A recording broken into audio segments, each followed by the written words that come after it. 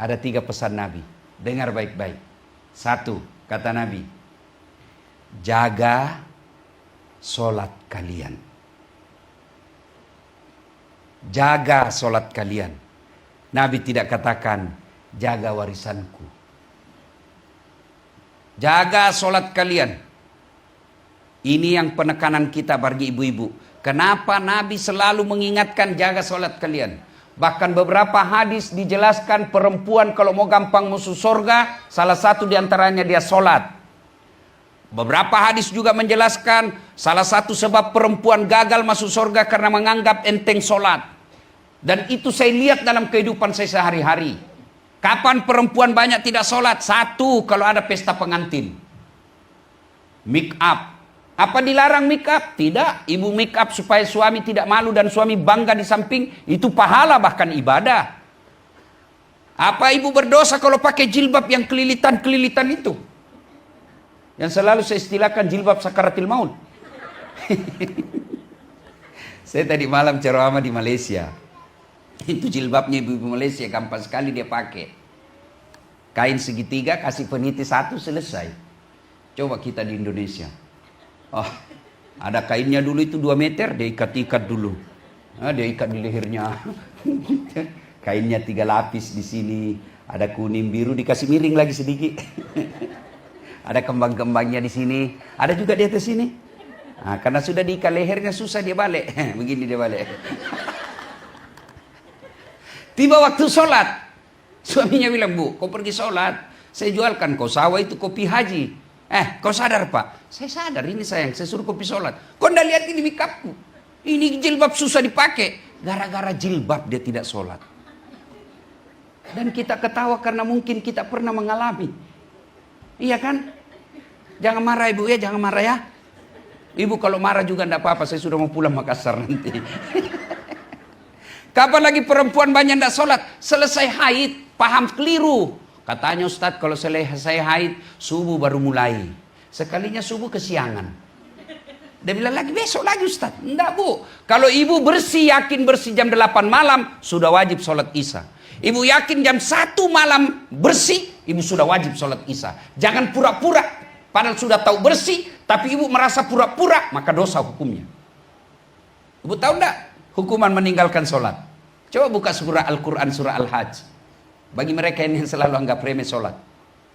Coba buka Al-Quran, surah Al-Hajj. Situ Allah jelaskan, 1 kali kau tinggalkan sholat, 1 hari kau di neraka. Berapa namanya 1 hari di neraka? 1000 tahun dunia. Bayangkan itu 1000 tahun. Jadi kalau 5 kali sehari semalam, 5000 tahun. Oh, kok lama betul. Ibu pikir lama karena bandingkan dunia. Akhirat itu tidak ada akhirnya, abadi. Dan ibu mau tahu itu api neraka, buka itu kitab Durratun Nasihin. Kerikilnya neraka diletakkan di kakinya, saking panasnya mendidih sampai kotaknya. Itu yang paling ringan. Kalau ibu masih percaya akhirat. Beda kalau ibu sudah tidak percaya akhirat. Kenapa saya sebut tadi ibu-ibu negara itu? Supaya ibu yakin ibu negara aja mati. Istri presiden aja mati. Dan tidak ada lagi yang mau ingat kecuali keluarganya.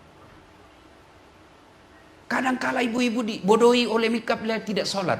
Saya percaya ibu-ibu di sini tidak berani berselingkuh. Tidak berani makan barang haram. Tapi mungkin ada di antara kita yang masih melalaikan sholat sekali-sekali. Padahal sholat itu puncak penghambaan kepada Allah. Kalau ibu tidak haji, insya Allah masih tetap Islam. Ibu tidak bayar zakat, tetap Islam. Tapi kalau tidak sholat, jelas Al-Fat 29. Muhammad Rasulullah. Walladzina ma'ahu asidda'u 'alal kuffar ruhama'u bainahum tarahum ruk'an sujada. Orang Islam itu rukuk dan sujud kata Allah. Sholat 5 waktu. Kalau dia tidak sholat kata Nabi, dia kafir di hadapan Allah. Bahkan Imam Syafi'i menghukumi orang yang tidak sholat, jangan kau sholati ketika dia mati. Jadi sholat.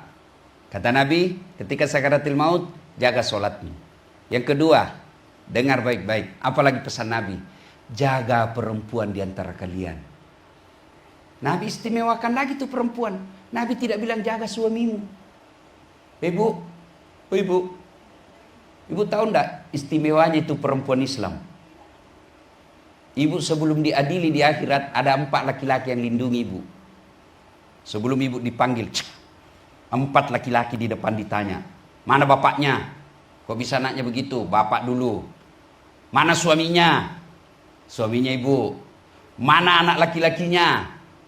Mana saudara laki-lakinya? 4 laki-laki lindungi ibu. Kami laki-laki langsung dorong masuk. Yang ketawa saya suruh sini. Dan hebatnya itu perempuan Islam, dia tidak tanggung dosanya suaminya. Andai saja Islam itu tanggung dosa suami, istrinya Fir'aun tidak masuk surga. Kenapa? Suaminya mengaku Tuhan. Tapi tidak. Itu hebatnya perempuan Islam. Suamimu pesina, suamimu nyembah berhala, pemabuk dan lain sebagainya. Tapi ibu menjadi wanita soleha. Kata Nabi, tadahulul jannati bisalam. Silahkan kau masuk surga dari pintu yang mana kau suka. Kau silahkan pilih di pintu. Hanya beda kami laki-laki. Ditanggung ibu dunia akhirat. Saya meskipun ustadz, tapi istri saya tidak sholat, dicari. Mana ini suaminya ini? Saya ustadz, penceramah, tapi istri saya tukang gosip. Kenapa begini istrimu? Kau kemari ceramah, kenapa istrimu begini? Saya penceramah, tapi istri saya tidak bayar utang puasanya. Kenapa itu istrimu tidak bayar utang puasanya? Dicari. Itu di akhirat, apalagi di dunia. Ibu pikir dunia ditanggung ibu di dunia. Maksudnya apa Ustaz? Malu juga kita laki-laki kalau sudah 2 kali lebaran istri itu terus baju barunya. Malu kita. Kita pulang kampung, ada istrinya adek, ada istrinya kakak. Istrinya yang 2 ini pakai baju baru, istri kita enggak. Malu kita. Ditanggung. Dipikir bagaimana supaya istri bisa pakai mobil mewah. Dipikir bagaimana supaya istri buka glowing. Dipikir semua itu. Mana ibu pernah pikir suaminya supaya bisa beli emas? Enggak kan? Maka itulah sebabnya kata Nabi, ridanya suami, ridanya Allah tergantung ridanya suami. Maka Allah katakan melalui nabinya, jaga perempuanmu. Apa yang perempuan perlu dijaga? Perempuan. 1, tidak boleh keluar rumah tanpa izin suami. Coba ibu dengar kisahnya lagi nih, sahabat Nabi. Ya. Melapor ibu-ibu kepada Nabi. Ya Rasulullah, keterlaluan itu tetanggaku. Kenapa? Masa ibunya dari sakit sakaratil maut sampai dimakamkan. 3 kali saya datang panggil ya Rasul. Dia tidak datang-datang. Woi, kok bisa itu anak? Ya Rasul, katanya suaminya pergi cari nafkah. Dipesan sama suaminya, jangan kau keluar rumah sebelum saya pulang. Sakit ibunya. Datang tetangganya panggil, ibumu sakit. Kopi. Saya mau sekali pergi lihat. Tapi saya dipesan suami, tidak boleh pulang. Tidak boleh keluar sebelum saya pulang. Sakaratil maut, datang lagi. Mamamu sudah mau mati. Kau datang dirinya. Tidak bisa, suami saya belum pulang. Datang lagi. Terakhir kasihan kopi lihat mamamu mau dikuburkan. Suami saya belum pulang. Dengar ini, apa Nabi marah? Dengar ibu. Kata Nabi, alhamdulillah diampuni ibu yang meninggal karena punya anak yang taat terhadap perintah suaminya. Jangan lagi ibu-ibu marah ya. Kenapa saya bahas ini? Karena pesertanya ibu-ibu. Untuk apa bapak-bapak saya SMS kalau tidak ada di sini? Iya kan? Makanya lain kali kalau pengajian perlu juga bikin pengajian khusus bapak-bapak. Tapi bapak-bapak tenang ibu. Metodenya itu saya lihat ibu-ibu kalau dia nasihati suaminya, dia baring-baring baru dia putar ceramahnya dasar. Kau lihat itu suami yang baik. Dia putar juga suaminya, ini istri yang baik. Ya. Nah ibu bapak saudara ibu-ibu yang saya muliakan. Ibu tahu tidak seandainya tidak ada Rasulullah? Tidak ada harkat dan martabatnya itu perempuan. Namanya masyarakat jahiliyah ibu. Itu perempuan dianggap aib. Lahir hanya untuk melahirkan.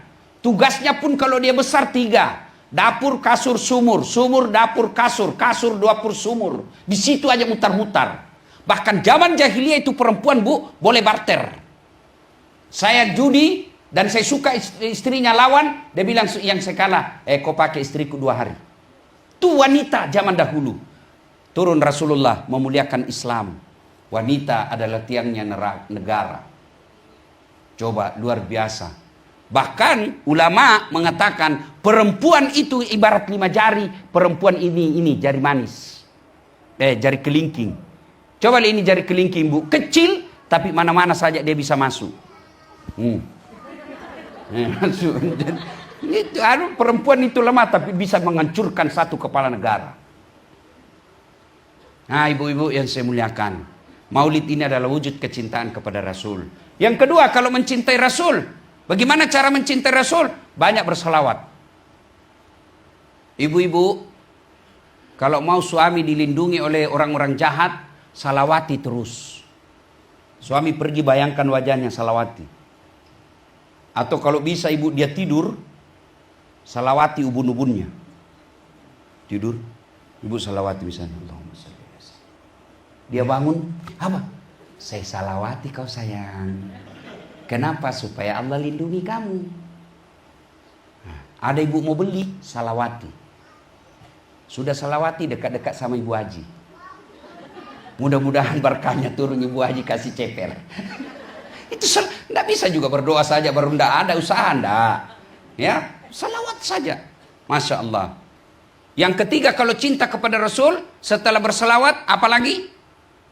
Ibu-ibu, amalkan sunnah-sunnahnya. Enggak usah yang berat-berat. Ibu-ibu, saya anjurkan mulai besok, tiada hari tanpa sholat duha. Ibu mau enggak bantu suami cari nafkah? Mau enggak ibu? Mau toh? Siapa yang menentukan nafkah? Apa pekerjaan? Tidak. Kalau pekerjaan menentukan rezeki, maka semua orang yang sama kerjanya mestinya sama kekayaannya. Tapi tidak, sama pekerjaan ada yang bangkrut, ada yang kaya. Dan percaya lagi Allah yang ngatur rezeki. Ibu tahu cicak? Ibu-ibu tahu cicak? Apa dia makan? Tidak masuk akal toh? Nyamuk di dinding, cicak terbang. Di mana? Tidak punya bandara. Di mana mau ketemu? Tapi Allah Karim, cicak di dinding, nyamuk yang terbang. Ya kan? Tidak masuk akal, mana bisa cicak makan nyamuk. Tapi dengar lagu waktu kita kecil. Cicak-cicak di dinding, diam-diam merayap, datang seekor nyamuk. Nyamuk yang datang. Tidak dibilang cicak lompat ke nyamuk. Patah-patah kakinya, kasihan. Allah yang ngatur rezeki. Maka ibu kalau mau bantu suami cari nafkah, bagi kita orang Islam, pembawa rezeki itu 1, sholat duha. 2, al-waqi'ah. 3, sedekah. 4, silaturahmi. Itu menurut Nabi. Kalau ibu masih percaya, bakal mati. Nah, suami pergi cari nafkah, ibu sholat duha. 8 rakaat. Selesai sholat duha, doa. Ya Allah, bukakan pintu rezeki suamiku. Kalau masih di atas langit, turunkan. Kalau masih dalam tanah, munculkan. Kalau masih jauh, dekatkan. Kalau sedikit cukupkan. Paling penting berkahkan. Baca itu doa tuntunan sholat duha. Kan begitu doanya. Coba dengar redaksinya. Kalau masih jauh, dekatkan. Dipaksa namanya Allah itu. Dipaksa. Kalau masih di atas langit, turunkan. Itu namanya kan dipaksa Allah. Kalau masih sedikit, cukupkan. Itu paksa dan boleh karena kita berdoa. Sudah itu WhatsApp suamimu. Bang, jangan risau cari nafkah. Baru saja kudoakan kau dalam sholat duhaku. Mudah-mudahan Allah lapangkan rezekimu. Salam sayang selalu dari istrimu di rumah. Itu suami kalau dapat begitu langsung dikasih lihat sama temannya warung kopi. Kau lihat istriku. Kenapa Ustaz tahu? Karena saya begitu. Enak kalau tiba-tiba dapat WhatsApp. Istri saya lagi hafal hadis anak saya. Tapi kalau yang Ustaz jangan singgah beli pembalut. Saya sembunyi.